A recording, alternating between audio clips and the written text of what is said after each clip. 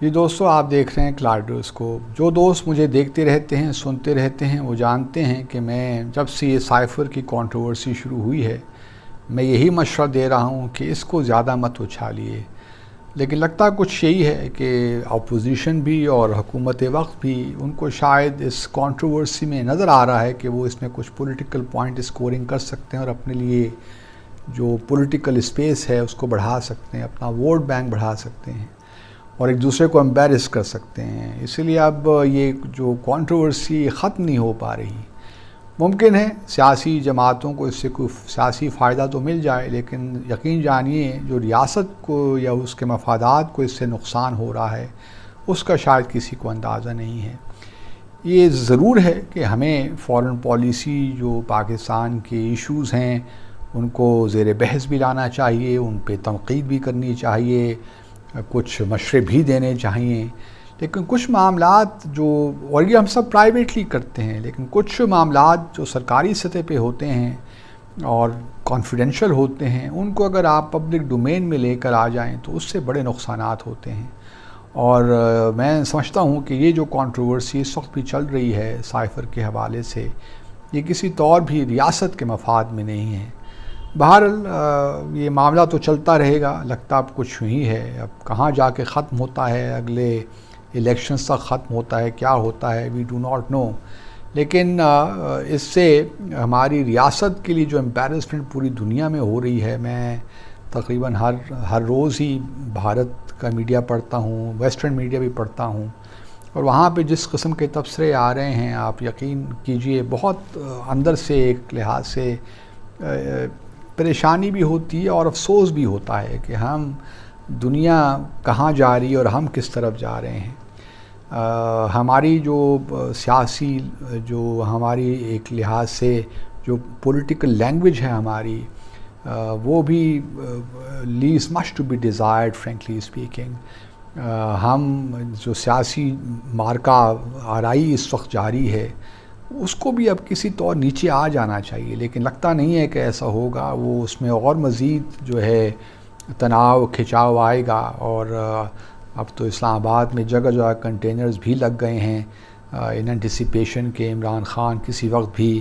Long march کی کال دے سکتے ہیں۔ تو اس کو پریونٹ کرنے کے لیے، پریمپٹ کرنے کے لیے اب ساری یہ اقدامات لیے جا رہے ہیں۔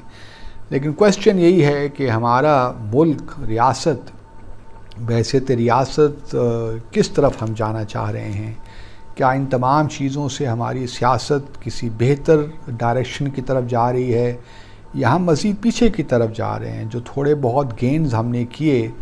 اس سے کیا ہم پیچھے ہٹ رہے ہیں، یا ان کا نقصان ہو رہا ہے اس تمام چیزوں کا، یا ہم کچھ اور جو گینز ہوئے ہیں وہ کنسولیڈیٹ کر رہے ہیں؟ تو میرے لیے بحیثیت ایک پاکستانی شہری کے یہ بہت بڑا ایک سوال ہے کہ ہمارا پورا جو سیاسی کلچر ہے وہ کس طرح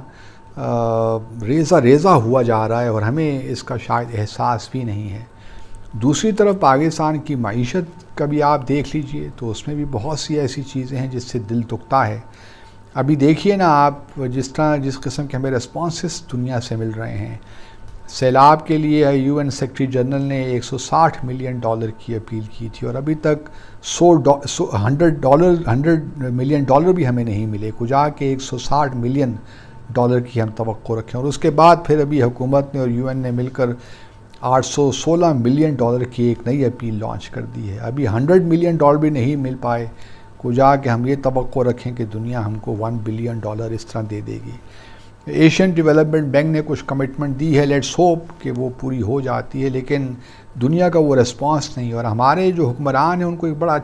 اچھی چیز مل گئی ہے کہنے کے لیے کہ یہ پاکستان کی تو اس میں کوئی کنٹریبیوشن نہیں ہے، گرین ہاؤس گیسز جو ہیں اس کی ایمیشن تو پاکستان کرتے نہیں، کیونکہ ہماری انڈسٹری تو اتنی بڑی ہے ہی نہیں۔ یہ سارا کیا کرایا تو ڈیولپڈ کنٹریز کا ہے، یا ان کنٹریز کا ہے جن کی جو بہت زیادہ ان کا کنٹریبیوشن ہے گرین ہاؤس گیسز ایمیشن کا۔ لیکن پاکستان کو ناکردہ گناہوں کی سزا مل رہی ہے۔ اب ہمارا یہ بیانیہ ہے، ہم یہ نہیں، اور دنیا اس بیانیے کو زیادہ بائی بھی نہیں کر رہی، یہ بھی آپ یقین جانیے، کیونکہ اگر ہم نے پچھلے 10-15 سالوں میں یا پچھلے 20 سالوں میں جب سے کلائمیٹ چینج کا معاملہ شروع ہوا ہے اور گلوبل وارمنگ ہو رہی ہے، اگر ہم نے انفراسٹرکچر کوئی بنا لیا ہوتا صحیح معنوں میں تو شاید آج کل جو حالات جن کا ہمیں سامنا ہے وہ ہم نہ کر رہے ہوتے، آج ہم بہتر سچویشن میں ہوتے، کیونکہ سیاستدان ہمارے یا جو بھی حکومتیں رہیں وہ غافل رہیں اپنی ذمہ داریوں سے، وہ پالیٹکس کرتی رہیں اور ان کو اس کا خیال نہیں آیا کہ یہ بھی ایک بہت بڑا ایشو بن جائے گا مستقبل میں، تو اس کے لیے ہمیں ابھی سے کچھ اقدامات لینے چاہیے، کیونکہ انہوں نے خود کچھ نہیں کیا تو وہاں سے توجہ ہٹانے کے لیے اب یہی کہتے پھر رہے ہیں کہ یہ سارا قصور دنیا کا ہے۔ بھارت دنیا کا بھی ہے، میں یہ نہیں کہتا، لیکن ہر ملک کو ایونچولی رسپانسبلٹی تو خود ہی لینی پڑتی ہے، کوئی دوسرے کے لیے ہیلپ کے لیے نہیں آتا۔ جب تک آپ خود اپنی ہیلپ نہیں کرنا چاہیں گے دنیا بھی آپ کی ہیلپ نہیں کرے گی، یہ ایک بالکل بیسک پرنسپل ہے، اور اس کے لیے ضروری ہے کہ آپ اپنے اندر کے حالات ٹھیک کریں، اور حالات ٹھیک ہوا نہیں چاہتے، لگتا کچھ یہی ہے کہ ابھی تک ہم نے اپنی ماضی کی غلطیوں سے کچھ سیکھا نہیں ہے، اور ہم وہ بار بار وہی کام کر رہے ہیں، اور ہماری خواہش یہی ہے کہ نتائج بہتر یا مختلف نکلیں، ایسا ہوتا نہیں ہے، ہم بار بار وہی غلطیاں دہرا رہے ہیں، اور ہماری خواہش یہی ہے کہ جی ہم دنیا کی عظیم قوم بن جائیں، ریاست بن جائیں، ایسا ہونے والا نہیں ہے۔ اگر ہم نے اپنے معاملات ٹھیک نہیں کیے، اپنے اندر گھر کو ٹھیک نہیں کیا، تو کوئی توقع نہ رکھیں کہ دنیا آپ کے ساتھ کھڑی ہوگی یا آپ کے جو ایشوز ہیں اس میں آپ کا ساتھ دے گی۔ تو اس وجہ سے میری گزارش یہی ہے کہ جو کنٹروورسیز ہیں، جو ان نیسیسری کنٹروورسیز ہیں، اس کو تھوڑا ٹھنڈا کر دیجئے۔ یہ وقت ہے کہ آپ تھوڑا سا معیشت پہ ذرا غور کیجئے، اس کو کسی راہ پہ لگائیے، اور جو گورننس کے ایشوز ہیں ان کو ٹھیک کر دیجیے۔ مثال کے طور پر دیکھیے نا، اس وقت 75-76 کابینہ کے آپ کے اراکین ہیں، تو اتنی بڑی فوج، چی مانی دارت، مجھے تو اس کا سمجھ نہیں آتی کہ اتنے منسٹرز اور اسپیشل اسسٹنٹس اور ایڈوائزر کس لیے ہم نے رکھے ہوئے ہیں۔ امریکہ میں اب آپ چلے جائیے تو جو ایگزیکٹو ہے اس کے 19 سے 20 میرے خیال میں سیکٹریز ہوں گے، اس سے زیادہ نہیں، اور وہ سپر پاور ہے، اور ہمیں 80 کے قریب کیبنٹ چاہیے۔ سمجھ نہیں آتی کہ ہم اپنے جو ہے پوری سوچ کا جو زاویے ہیں وہ کس طرح تبدیل کریں گے۔ دوسری طرف آرمی چیف نے دورہ بھی کیا امریکہ کا، وہاں ڈیفنس سیکرٹری سے ملاقات ہوئی، deputy secretary of state Wendy Sherman سے ملاقات بھی ہوئی، وہاں پہ جیک سلیون ہیں نیشنل سیکورٹی ایڈوائزر، ان سے ملاقات ہوئی۔ وہاں ایک تقریب میں انہوں نے کہا کہ میں ایکسٹینشن نہیں، میں ریٹائر ہو جاؤں گا 29 نومبر کو۔ تو اس سے پاکستان میں ایک لحاظ سے بڑے حکومت بھی اور سب ایک لحاظ سے ان کے بقول ان کے خواجہ آصف صاحب کو کل میں دیکھ رہا تھا کہ اب حالات ٹھیک ہو گئے ہیں اور اب پروسیس شروع ہو جائے گا۔ تو اب دیکھتے یہی ہیں کہ اگلا آرمی چیف کون ہوتا ہے، لیکن اس سے فرق نہیں پڑنا چاہیے۔ اصل چیز ہے آپ کی پولیٹیکل اسٹیبلٹی، اور اگر